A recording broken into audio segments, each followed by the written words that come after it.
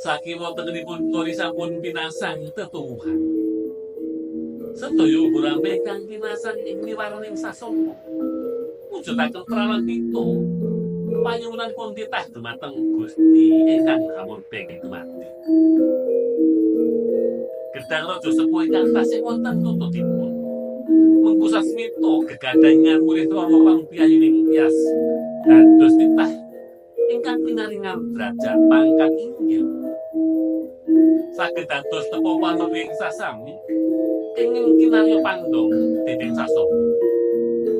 Tuntur gegambaran ing jantung panggegadang mugi pinaringan panjang yuswa ngantos dumugi sepuh satemah tuntas nindakaken damaning nagesan.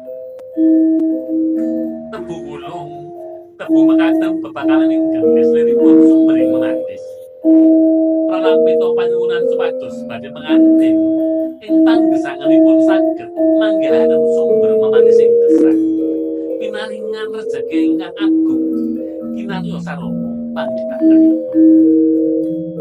Rono maringing minangka pralambang pangayoman liripun sedaya titah gesang kedah saged dados pangayomaning diri pribadi kulawarga lan bebrayan agung.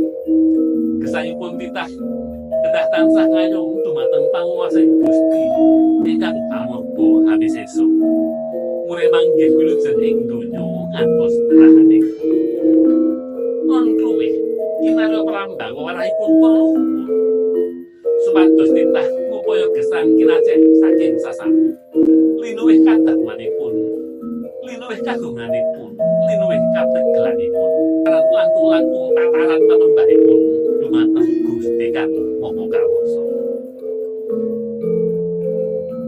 Ron kapas lan panyulen mengko pralamita mugi-mugi pinaringan rejeki ingkang halal ingkang toyib ingkang kupir. Mugi-mugi tumanduk dumateng rara panupiyayuning tias.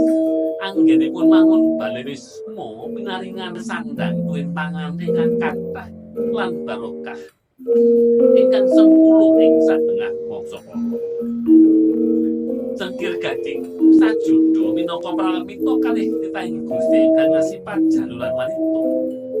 Kinodrat manunggal kalana kurban ingkang kawasa. Mugi nyawijing salami linambaran ati kang suci. Nuwun.